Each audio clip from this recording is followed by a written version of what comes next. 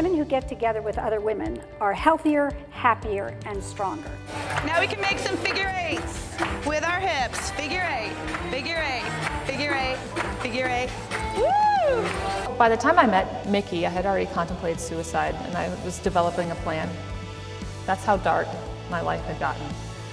Because I'm a woman, phenomenal woman, that's me.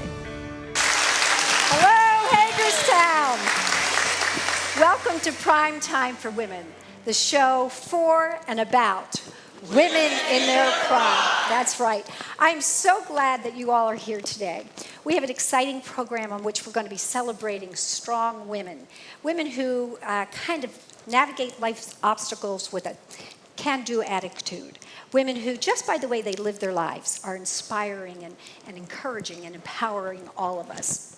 So this past week, Toni Morrison, one of the strongest women ever, she passed away. She won the Nobel Peace Prize for Literature, and her book, Beloved, was named the greatest novel of the 20th century. You know, she wrote about the horrors of slavery and the continuing pain of racism. But despite that, she was a person of hope, and she believed in the possibilities of our country healing from this racial divide. She challenged, but she also believed in hope. She believed in a better tomorrow. Now, we all don't have a Toni Morrison in our life as a role model. We don't know her personally, but we all know somebody in our life who really makes a difference, who inspires us, who we want to emulate. What I'd like to do is ask everybody in the audience to stand up and visualize a person in your life, somebody who really you admire. And when I count to 3, I want you to shout that person's name as loud as you can and bring their energy into this room with us. Are you ready? 1, 2, 3. Peg Howard. All right. Thanks so much. Now, that's some really positive energy that we're bringing here today. And I guess before I invite our guests onto the stage, who are all incredibly strong, empowered women, I wanted to tell you a little bit about the woman that has had the greatest impact on my life, and that's my mom. My mom was fierce, she was determined, she was hard driving. She was bullheaded, and that bullheadedness opened a lot of doors, not only for her, but for her 7 daughters and for lots of women. But it was her kindness that opened hearts. My mom, she married young. She had 8 children by the time she was 32, and then she had another one to boot. But she was a problem solver in the highest order. She was creative. She never let a lack of money stop her. So I'm just going to share this as an example. When the orthodontist told her, you know, 8 of your 9 children are going to need braces, my mom went and got a job as an orthodontic assistant. She worked there until the last one finished his braces, and then she left and got another job. She went to NIH, and at NIH as a secretary, she was walking down the hall and she saw a bulletin board. And on the bulletin board it said, nursing shortage. We will pay for you to go to college, and you give us 4 years. It's a scholarship. So my mom applied. The selection committee said to her, wait, you're not a recent graduate. She goes, it depends on your definition of recent. And so to make a long story short, she applied, she got the scholarship. She may have mentioned something about age discrimination, but she didn't. And she worked at NIH after she graduated from Georgia University. She stayed there until, at the same time, George Washington Hospital, which is right nearby, was also having a nursing shortage. They began to recruit nurses saying, we'll pay for nurses' graduate schools for their credits for graduate school. And we'll also, if you have dependent children, we'll pay, they can go to George Washington University at no cost. My youngest brother was just getting ready to go to college. Anybody want to guess where he went to school? So my mom went to George Washington Hospital. She worked there. She finished her graduate school. Right after my brother left, she got a graduate degree in counseling. My brother graduated, and she started her own nurse counseling practice. I mean, you know, she kind of figured out a way around it. She was strong. She was also a bit of a character. For her 80, when she turned 80, she got a tattoo. My father had recently passed, so she got his initials on her arm. At 84, she went on an African safari, and over the Christmas holidays. And at a New Year's celebration, she drank shots of tequila, which she'd never done before. I said to her, man, that's crazy. Why are you doing that? I can't believe you did that. That's dangerous, blah, blah, blah. And I said, I don't understand this. I don't know why. And she said, Bernadette, you know, I'm going to give you the same answer I've been giving everybody my whole life. I'm not going to let anybody tell me what I can and cannot do or what I can and cannot accomplish. That's why she's my role model. So, yeah. And our guests today are every bit as feisty and determined. They have tackled some of life's issues, and they've done it with incredible discipline and joy. I'm so excited to have Abby Maslin on our show. She's going to be talking about her journey that she has lived with her husband, severe head trauma, and how they've invented love in their relationship. And also we have Darcy Easton, who at almost 90 is here to tell us how she's lived the secrets of a long, happy life. And I have to tell you, she's what the kids in my neighborhood call, she's kicking butt. So we're so glad to have Darcy here. We also have our poet laureate, Takesha Martinez, here. She's going to be sharing a poem about overcoming obstacles, not quitting. And of course, we have Ann Stillwater. She's going to be speaking on the power of self-acceptance to overcome imperfections. This show wouldn't be possible without our sponsors. So I'm so grateful to Antietam Broadband and to Meritus Health. You know, a lot of people think of Meritus Health as a hospital for injured and sick people, and they treat just people in the hospital. But there's so much more than that. They do community outreach. They offer programs in our community that enrich the health and the well-being of our communities year-round. I'm also grateful to Steady Entertainment, to Smart TV, to the Women's Club for hosting this, and to Farnakidi Home and Village, who offers a variety of nursing and living arrangements for seniors right here in Washington County, and they've been doing that for 100 years. They're celebrating their 100th anniversary. So anyhow, I just wanted to say thanks to all of them. Thank you for being here, and we'll be right back after this short commercial break.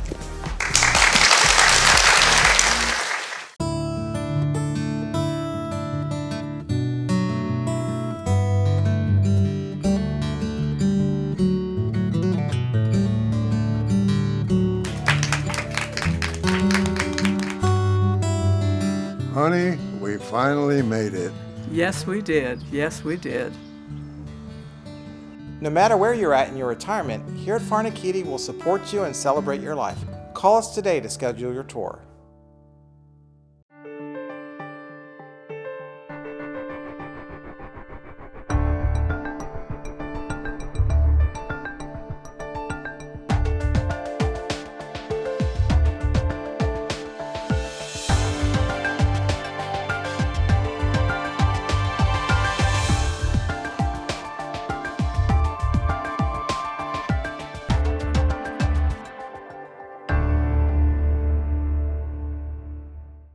If you add it up, 12 spots a year for 25 years, close to 300 different commercials I've used Antietam Cable Production for.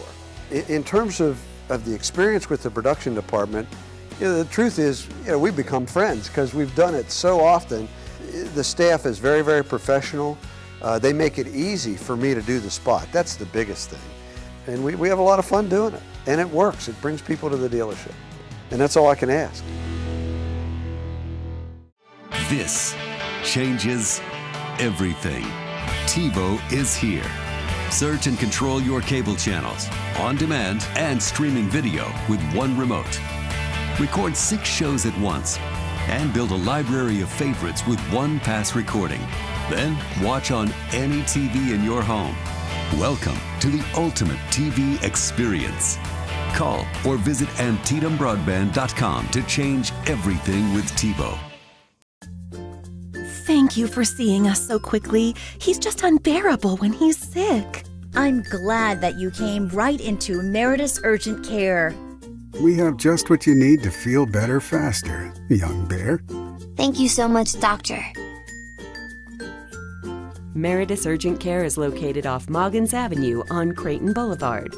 For more information, visit meritushealth.com/urgent care. I'm so glad you're still here because we have Abby Maslin coming on the show. You know, some events in life are so magical or so horrific that they delineate time, that there's only a before and an after, that this kind of event is such a clear demarcation in your life. Abby, who is a school teacher, a wife, and a mother, she experienced such an event on August 17th of 2012 when her husband was coming home from a Nationals game and mugged and sustained severe head trauma. Abby's going to be here on the show to talk about her before and after, to talk about the fear of seeing the man she loved, paralyzed, unable to speak, in a coma, partially blind. But she's also here to offer hope for all of us who experience the unpredictability of life. Please welcome Abby Maslin to the stage. Thanks for being here.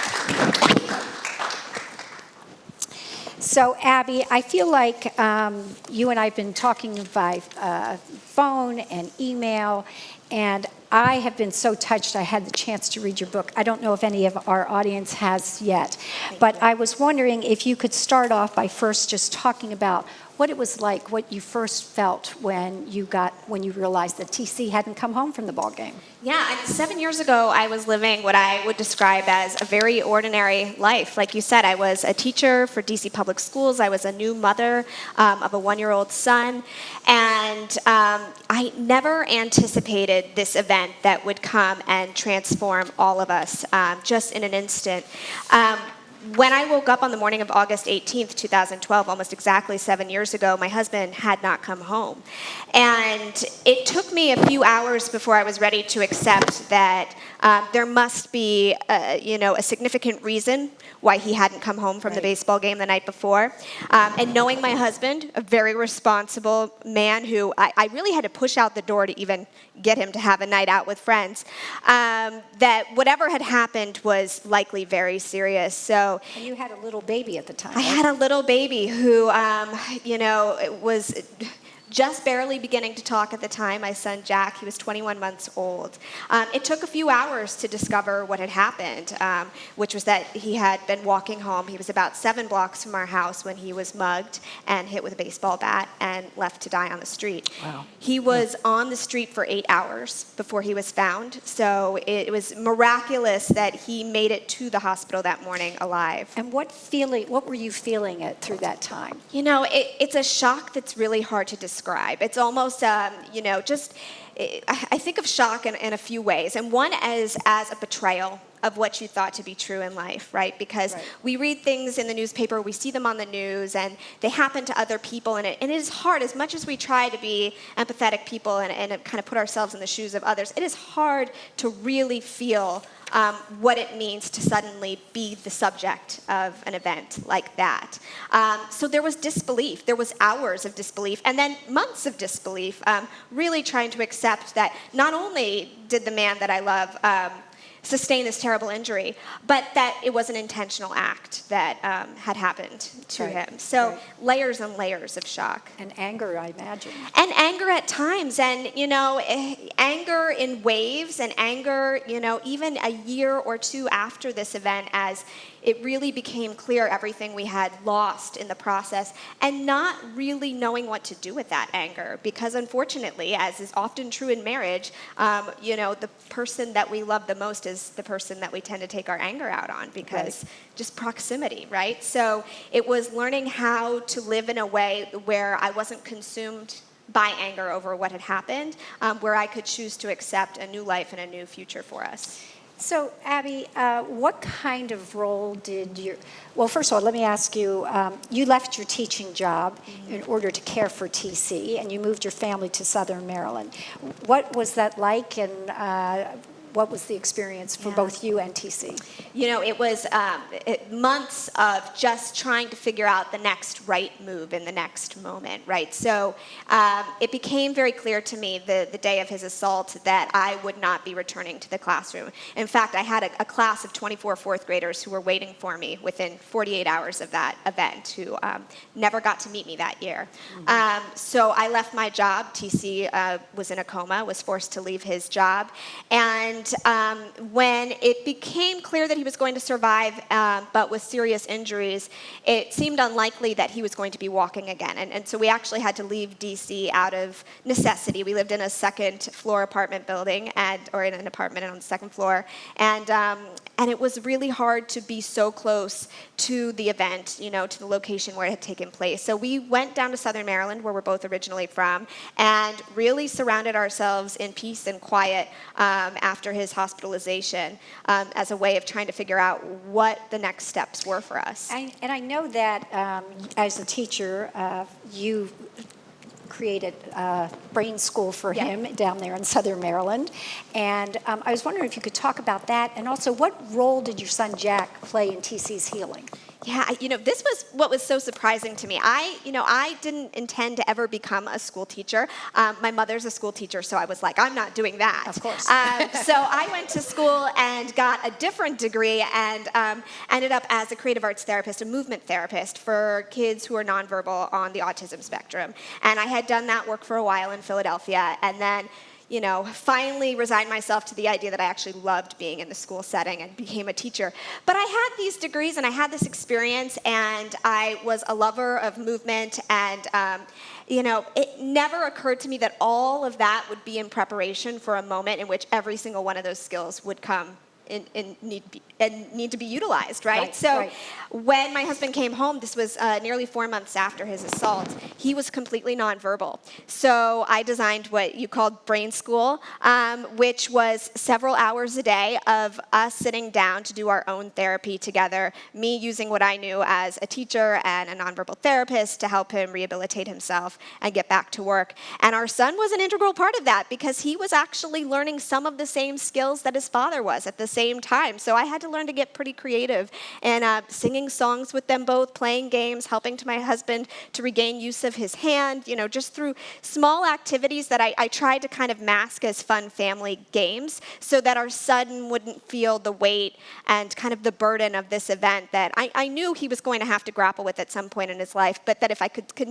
contain our family in a joyous space that maybe he wouldn't have to live with the kind of trauma that I feared he was going to grow up with. Yeah, that's great. I have a degree in speech and language pathology, so when I read that portion of your book, I was like, oh, she's a freaking genius. And that was the one degree I didn't get. I was like, why didn't I become a speech therapist? This would have been fantastic. So you did it all just right. So how helpful has that experience that you did with TC and Jack in Southern Maryland, has that impacted your teaching? You're back in the classroom now. Yeah. Has that impacted your the way that you teach your students now? Absolutely. I didn't know much about the brain before any of this. And then I got a real crash course, and I began to learn about neuroplasticity and the idea that the brain can change itself and heal itself, and that we can rewire it and learn new tricks, even, as we're adults.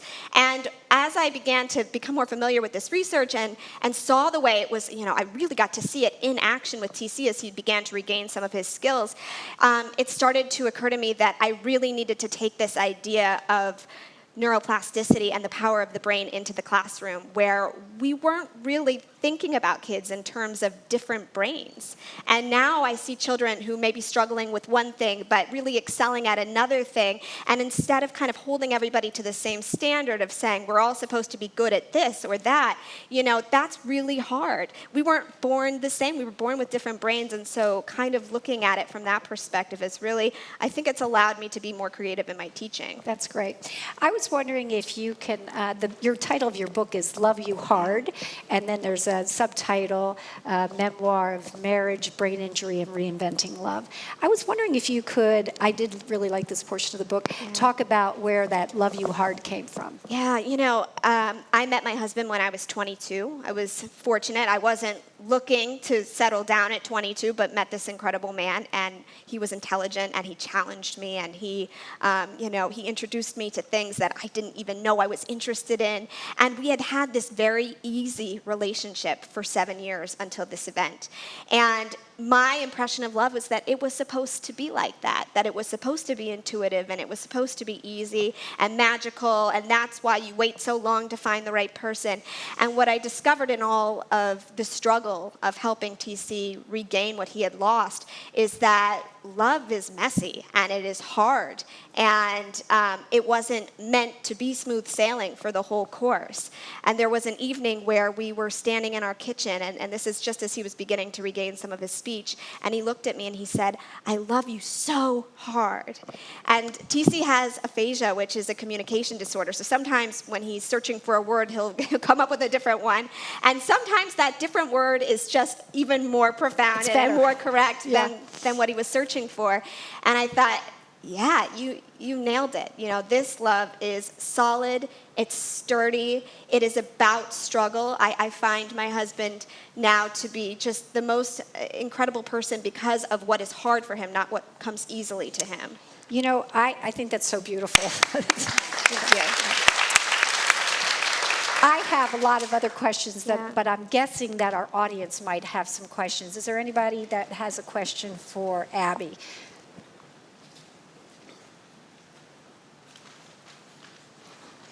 Abby, thank you so much for your story. I'm wondering, tell us about your husband now. Yeah. What is he able to do, and does he still need your caregiving? Great question. Yeah, he had a very long rehabilitation. In some people's opinions, and very short in others, because brain injury is such a gray injury, and there really is no prescribed course. He really pushed himself for 2 hard years, and he was able to return to work 2.5 years after his injury, which no one predicted, which was incredible. That is not to say it is easy. It is hard. He is easily fatigued. He lives with physical disabilities. He's got weakness on one half of his body and limited eyesight. So he really works hard to compensate for some of those challenges every day, but in all, we're living this kind of miraculous chapter that we never anticipated, where from the outside, life looks pretty similar to how it did 7 years ago. It feels completely different on the inside, though. We don't take for granted one moment of it because we know how fragile it is. And you have another daughter, right? We do. Yeah. About 4 years after the assault, we had kind of put to bed this idea that our family would grow in any way. We had been hoping before the assault that we would be able to have another child, but about 4 years later, we started to have that conversation again and decided to take the risk, because love has to be louder than fear. We couldn't spend every day giving something over to an event that had already taken Love too has much. to be louder than fear. We need to say that to ourselves. Yeah. So, Abby, I'm so grateful for you being here today. And in preparation today, I did a little bit of research, and I saw this one quote, and you actually used it in your book too. It's by Thomas Merton, and it says, "The deepest level of communication is not communication, but communion. It is wordless, beyond speech, beyond concept." And it seems to me that that's what you and TC have together. And I'm so appreciative of your time here today and your example to all of us. Thanks, Abby. Let's give her a big round of applause. We'll be right back after this short commercial break.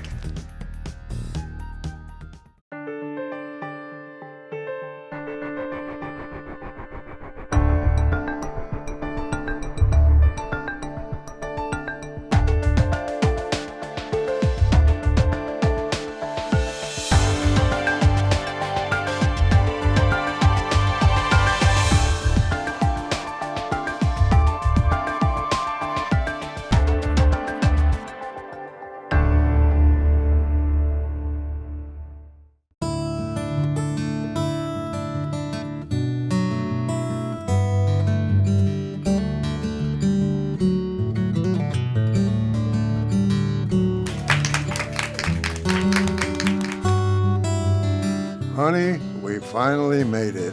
Yes, we did. Yes, we did. No matter where you're at in your retirement, here at Farnakidi we'll support you and celebrate your life. Call us today to schedule your tour. Thank you for seeing us so quickly. He's just unbearable when he's sick. I'm glad that you came right into Meritus Urgent Care. We have just what you need to feel better faster, young bear. Thank you so much, Doctor. Meritus Urgent Care is located off Moggins Avenue on Creighton Boulevard. For more information, visit meritushelp.com/urgent care. Thank you, thank you. You know, we just heard from Abby Maslin talk about an incident that demarcated her life into before and after. Overcoming obstacles is something that we all have to do at some time in our life. We have to struggle with those obstacles. And when we have the chance to be inspired and somebody can comfort us and offer words of advice, that can be so helpful. We're going to have Takesha Martinez come on the stage, and she's going to share a poem by Edgar Guest called Don't Quit. Please welcome Takesha to the stage. Hello.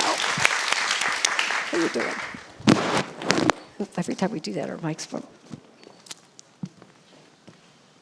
When things go wrong, as they sometimes will, when the road you're trudging seems all uphill, when the funds are low but the debts are high, when you want to smile but you have to sigh, when care is pressing down a bit, rest if you must, but don't you quit. Life is queer with its twists and turns, as every one of us sometimes learns, and many failures turn about when we might have won had we stuck it out. Don't give up, though the pace seems slow. You may succeed with another blow. Often the struggler has given up when she might have captured the victor's cup. And she might have learned too late when the night came down how close she was to the golden crown. Success is failure turned inside out, and you never can tell how close you are. It may be near when it seems so far. So stick to the fight when you've hit hardest. It's when those things seem worse that you must not quit. Thank you, Takesha. Thank you. So is there anyone out there who remembers a time in their life when they were struggling and they had somebody offered words of advice or comfort for them that made a difference in their lives? Anybody? Yeah?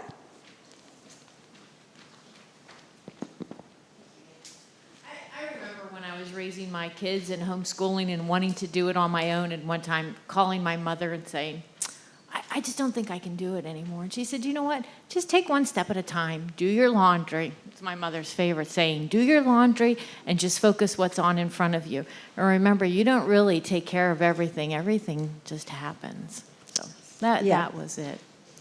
That's helpful. Thank you, Barb.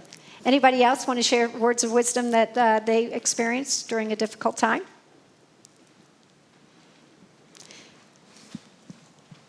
Right here. Hi. Hi. What's your name?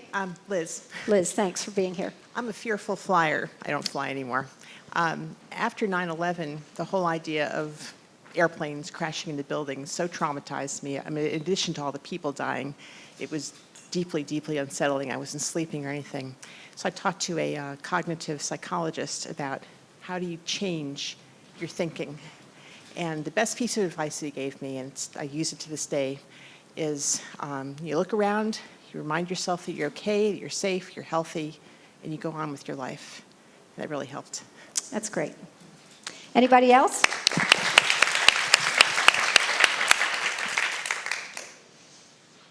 I do remember when I was a young mother, and I have 8 brothers and sisters and lots of friends, and everybody looked like their lives were so smooth. And I felt like my life was in turmoil, just trying to get everybody to do where they were supposed to be and to baseball practice and dishes and I don't even know what. But I can remember talking to my dad, And he said to me, you know, you need to stop comparing your insides with other people's outsides. He said, if you're going to do some comparing, compare your insides, check in with them and see what's happening on their inside. Or compare how you look on the outside to how they look on the outside. But that was one of those things that was kind of, you know, really monumental for me, because I didn't realize that I was comparing my insides to other people's outsides. And it made such a emotional and intellectual shift to be able to say, oh, they are two different things. And now I think I would say to my kids, don't even bother comparing yourself, just be who you are. But that was my dad's advice to me, and it was really helpful. Takesha? So I was in a very, very tight place and working at a job that I just didn't feel like, I don't know, it felt like it was so much pain. And I can remember we were in a meeting, and Minister Brad, this was my first time meeting him. He sat down at the table and he looked directly at me and he said, there's purpose in the pain. And I remember like a shift happening right then. It was so much pain. It's always so much pressure and so much pain. But now I constantly remember there's purpose in the pain. And our words go before us like train tracks. So when we're feeling the pressure and the pain, if we just speak positive things and speak what we want to see, then that's what'll be waiting for us after we get out of whatever we're going through. Thank you so much for sharing that. Yeah, give her a round of applause for that. So, you know, this whole idea of being able to be confidants for each other, brain researchers say that this improves your mental, physical, and emotional well-being. So I invite all of you to, when you're having a burden, don't feel like you can't talk to somebody else. Be open to sharing your stories and connecting with others. And also do that for those in your life that you care about. So thanks for being with us, and we'll be right back after this commercial.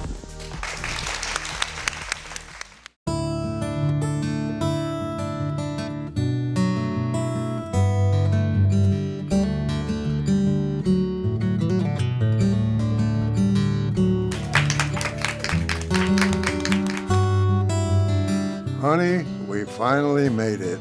Yes, we did. Yes, we did.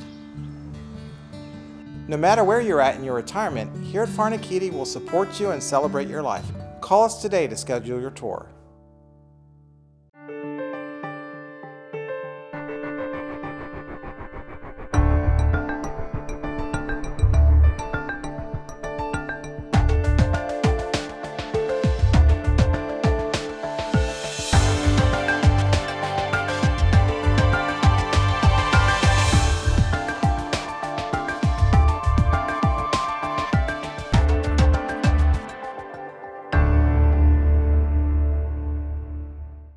If you add it up, 12 spots a year for 25 years, close to 300 different commercials I've used Antietam cable production for. In terms of the experience with the production department, you know, the truth is, you know, we've become friends because we've done it so often. The staff is very, very professional. They make it easy for me to do the spot. That's the biggest thing. And we have a lot of fun doing it. And it works. It brings people to the dealership. And that's all I can ask. Thank you for seeing us so quickly. He's just unbearable when he's sick. I'm glad that you came right into Meritus Urgent Care. We have just what you need to feel better faster, young bear. Thank you so much, Doctor. Meritus Urgent Care is located off Moggins Avenue on Creighton Boulevard. For more information, visit meritushelp.com/urgent care.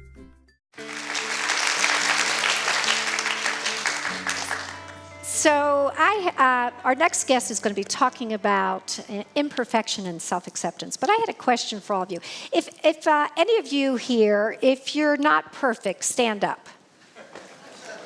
Oh, you're kidding. I thought you all were perfect. Let me ask you another question. If you've ever made a mistake, raise your right hand. Oh my God, you've all made mistakes too. How about if you've ever had a regret, raise your left hand. Okay, so if you believe that you can learn from your mistakes, wave both hands and say, yay!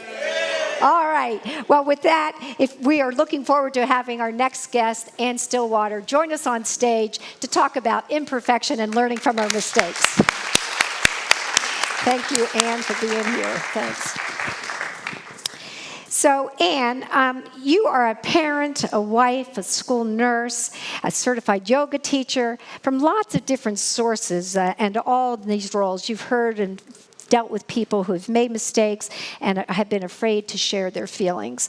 Can you talk about the cycle of shame that I've identified that keeps people from healing? I think you have it right on the nose. That is, people are afraid of their feelings. And if we're afraid of our feelings, then we tend to deny them, and they squeeze out around the edges, and they come out in weird ways.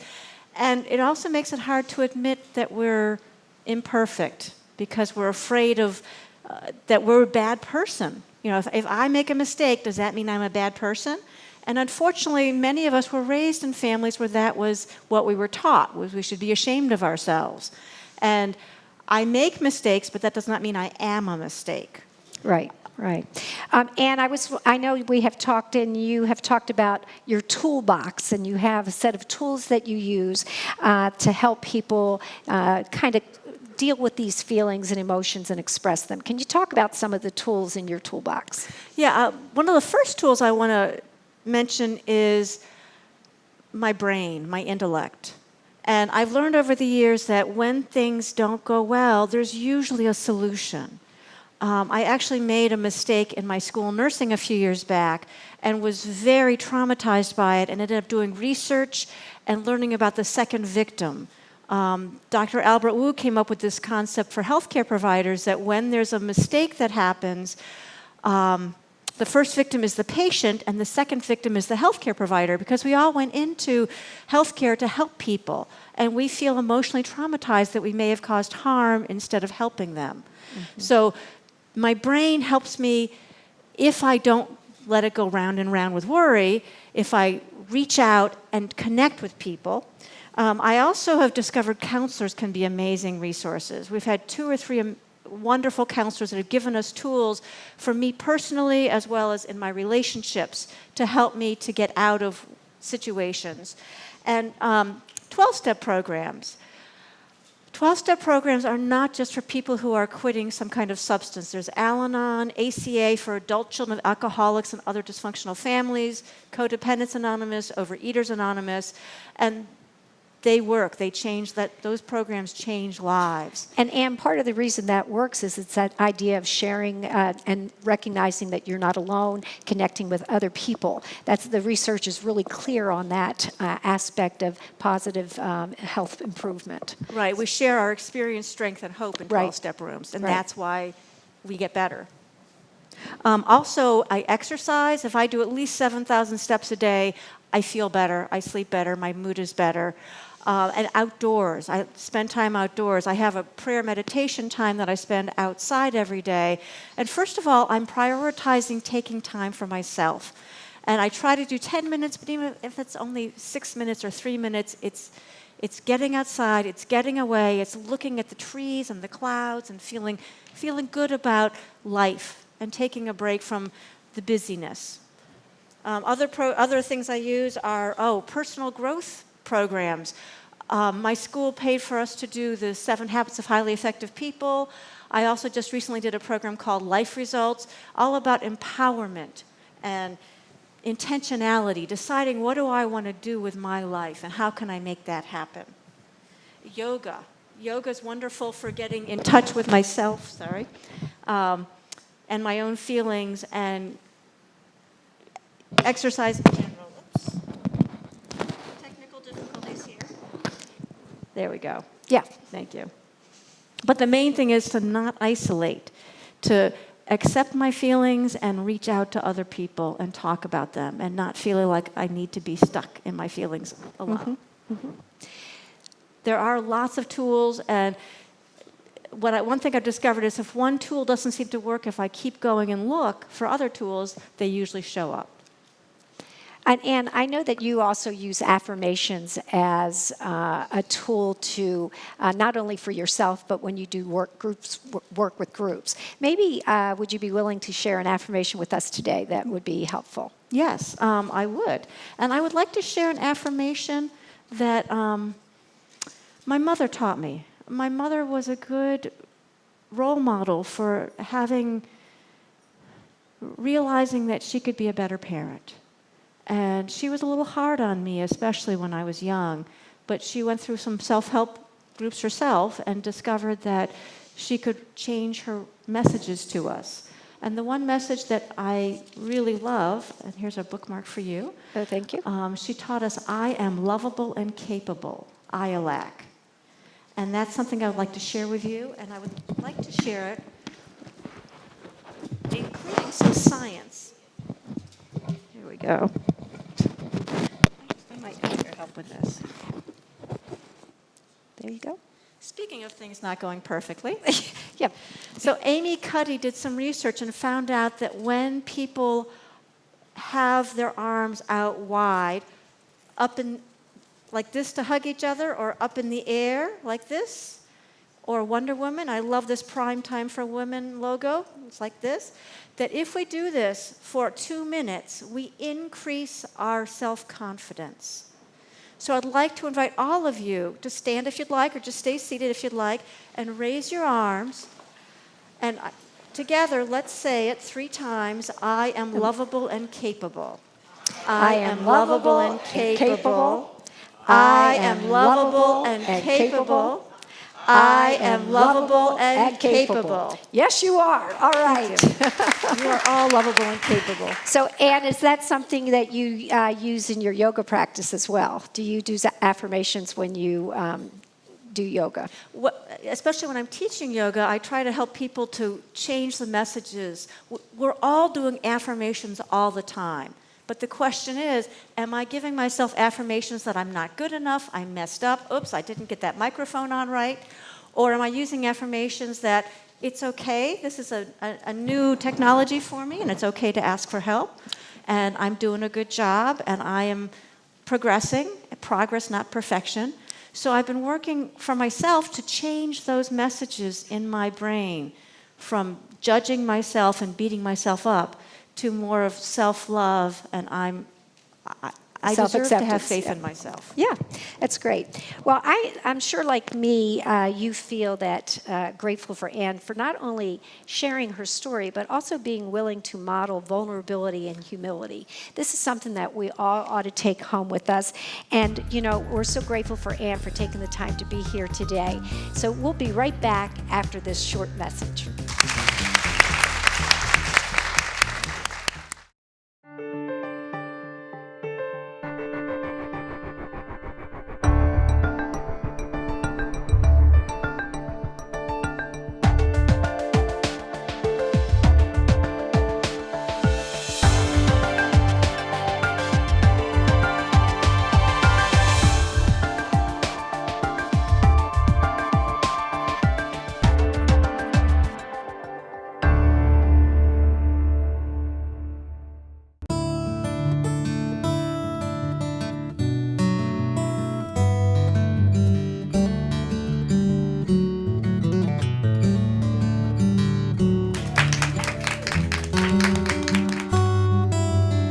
Honey, we finally made it. Yes, we did. Yes, we did. No matter where you're at in your retirement, here at Farnakitti will support you and celebrate your life. Call us today to schedule your tour.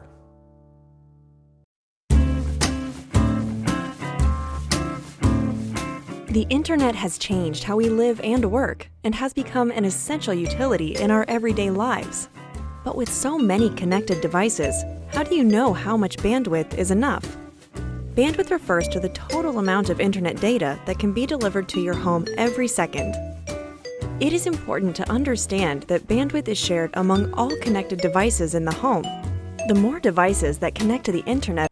Introducing Antietam Smart Wi-Fi, the ultimate home networking solution. Smart Wi-Fi expands your wireless network and can eliminate Wi-Fi dead zones. Adding smart Wi-Fi access points creates a Wi-Fi blanket for all of your devices, so you get consistent wireless internet speeds anywhere in your house. So go ahead and browse, game, and stream video in any room. Make the most of your internet with smart Wi-Fi from Antietam Broadband. Smart homes deserve smart Wi-Fi. Business internet just reached the tipping point. Tip your hat to the information age. Get a gig for business and upload robust files, complex videos, and compound reports at the same time, in real time, while saving time. For DISA and data, get a gig.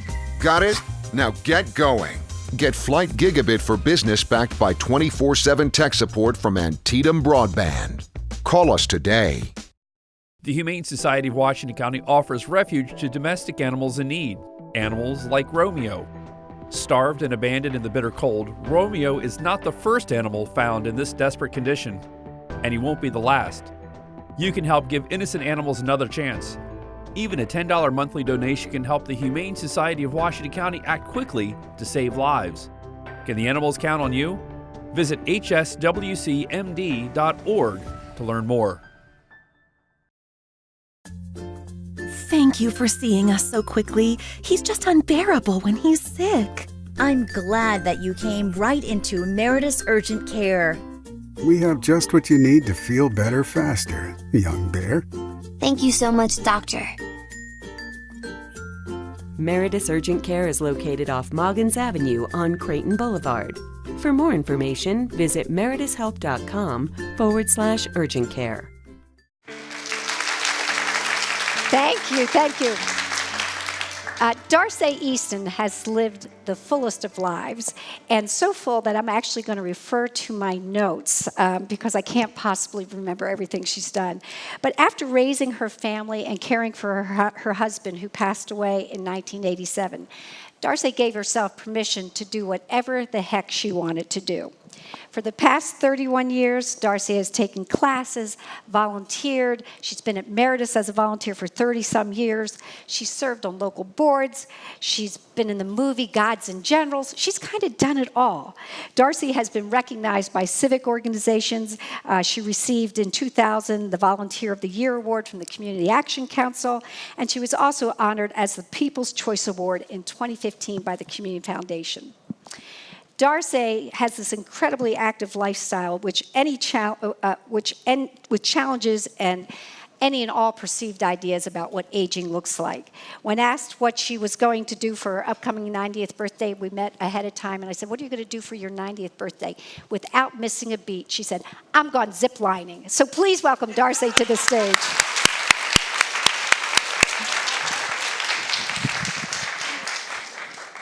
So it has been so fun interviewing Darcy to get ready for this show today. She's quite humorous. I went to her house a couple times and I asked her something. She goes, "Oh, I don't know. I have something I want to read to you on my refrigerator." So I hope you remembered to bring that with you. Okay. Darcy, you're almost 90. Notice I didn't say 90 years old because you are not old. You are in phase 2 of your journey called life. Please explain what that means to you, what that looks like in your daily activities and what keeps you busy. Well, at 57, I found myself a widow. And I asked the question, what do I do now? And so I decided that, first of all, I needed to get my spiritual self in order, and I started taking classes to become a licensed lay speaker for the United Methodist Church, which I did. I got my head screwed on straight, and then I decided that perhaps volunteering would be something that I could do. I took master docent classes and turned out to be the master docent for the Historical Society at the Miller House. Then I started volunteering. I joined the Hospital Auxiliary.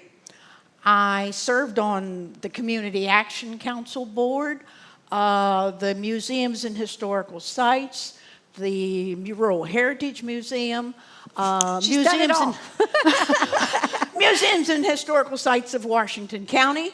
And then I had my fling in acting. I was an extra in the movie Gods and Generals, which was a film about the Civil War, which was filmed locally. Okay. Yeah, that's it. So, Darcy, I know you have volunteered in lots of different places, but where have you volunteered the longest? I have been a member of the hospital auxiliary for 30 plus years. Wow, that's amazing. And have donated something like 8,000 hours of my time. Yeah. So what is your job at the hospital? The only thing I've ever done in these 30 plus years is sit at the information desk. And I jokingly say that my job description is I get to tell people where to go and how to get there. Don't mess with her because she's going to tell you where to go. Yeah. Darcy, how many members are in the auxiliary? There's 252 active members ranging in age from 14 to 94. I haven't quite made that one yet. She's not the most senior there, yeah. That's great. And what are some of the other jobs we tell them? I know you're not giving up your job of telling people where to go, but what other activities might volunteers at the auxiliary do? Well, depending on your interest and whether you want to interact with patients, visitors, and their families, or whether you want to be behind the scenes, there's a variety of activities. I think we participate in something like 25 or 30 different things that go on. You could be a volunteer at the new urgent care center out in Mogginsville. You could work at the John Marsh Cancer Center. You could work in the gift shop. And you could work at the information desk. We always can use more persons. You could do the surgical waiting area, the gift shop, deliver flowers, be an escort. And how do people find, who do they talk to when they want to join the auxiliary? If you're interested in being a volunteer, we have a coordinator by the name of Jessica Casey, but for your information, there's a whole row of hospital people sitting back there. And you can talk to any one of them. Just call the hospital volunteer office, and let's see, the phone number is 301-790-8143. Good, I remembered. I didn't doubt that she would. Darcy, what do you get out of volunteering? Why is it you do what you do? The hospital, as most of you know, can be a scary place. And you find doctors and nurses talking in quiet tones, using words that you can't pronounce or don't even understand. And we volunteers are different. We're part of you. We use words that you understand or are familiar to you. We smile at you, we talk to you, and we give you directions and help. But I need to share this one little story, a personal story. I was sitting at the information desk several weeks ago, and a lady came up, and I said, "Oh, hi, how are you?" And immediately, tears started flowing down her cheeks, and she started telling me her story. After listening to her for a couple minutes, I said, "You need a hug." So I got up from my desk and went around and embraced her for a bit.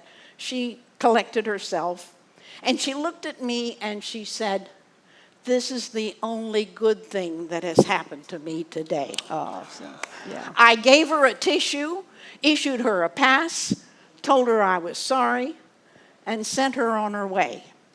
But I sat down in my chair and looked skyward and said, "This is why I do this." Yeah.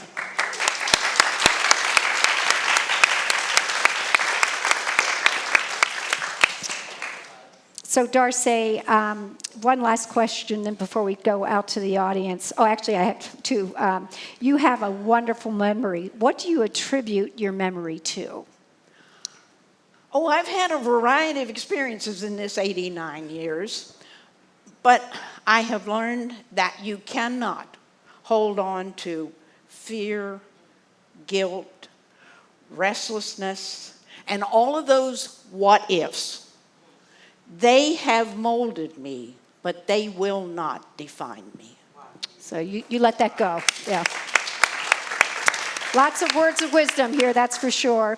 And Darcy, before we invite questions from the audience, I was wondering if you would comment on the advice that you give to those who want to follow your example and live a long, happy life. And I'm specifically talking about the quote on your refrigerator. Okay, after my skydiving adventure. Oh, yeah, we didn't even talk about that. For her 80th birthday, Darcy went skydiving. Yeah, talk about that just a minute. Okay, well, my son asked me one day, what do you want to do for your birthday? And I said, I want to go skydiving. And without skipping a beat, he said, that can be arranged. And we were never quite sure whether it was a birthday present or a death wish, but anyhow, I got it arranged.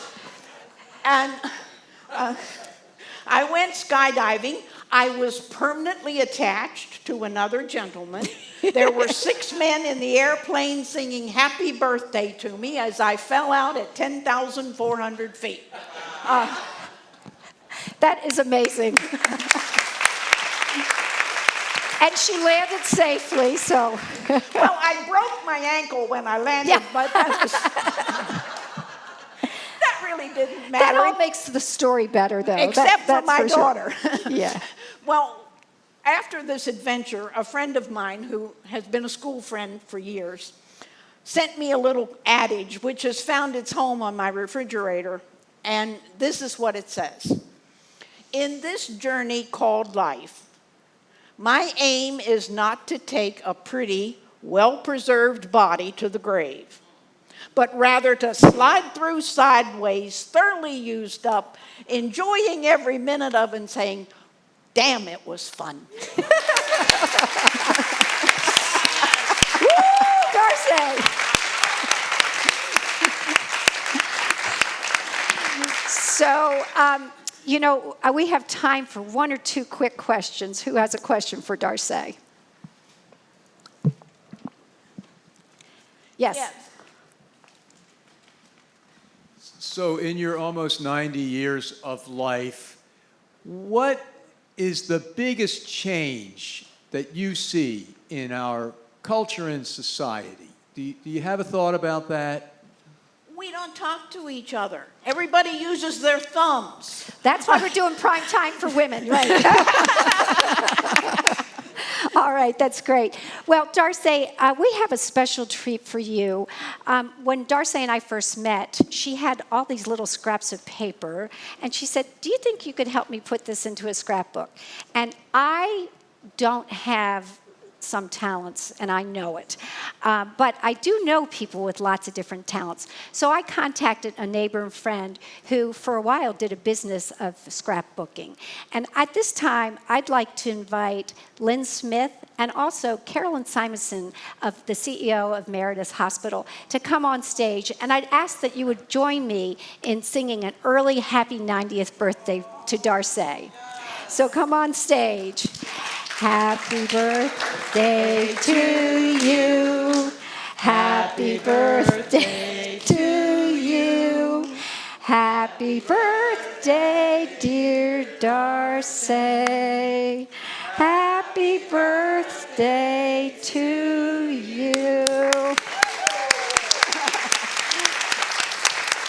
This is Carolyn Simonson giving me a birthday present. And here is a birthday present, your legacy, in a beautiful book completed by Lynn Smith. Thank you, Lynn. So I just wanted to say that the really neat thing about this is at the end of each show, we invite the largest friend group up on stage. And that's because we, at Prime Time for Women, we try to encourage people to put their thumbs away and their phones away and spend time talking and doing things with their friends. So we invite the largest friend group on stage and ask them to pick a nonprofit to receive 10% of total ticket sales. So the largest group that came here today are Friends of Darcy's. So would you please come on stage and join us on stage? Come on up if you're here supporting Darcy. Come on, let's move over.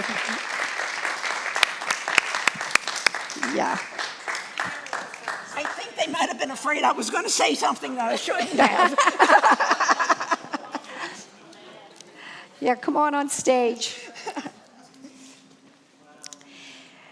I think what we want to do now is, Darcy, can you please get in the middle? We'd like to thank Darcy for her commitment to our community, for the example that she leads in all the different environments that she serves, and really thank Meredith Hospital for giving her the opportunity to be of such service at the hospital. So thanks for joining us, and we'll be back next month at Kepler Theater at HCC, Saturday, September 14th. Thanks for joining us.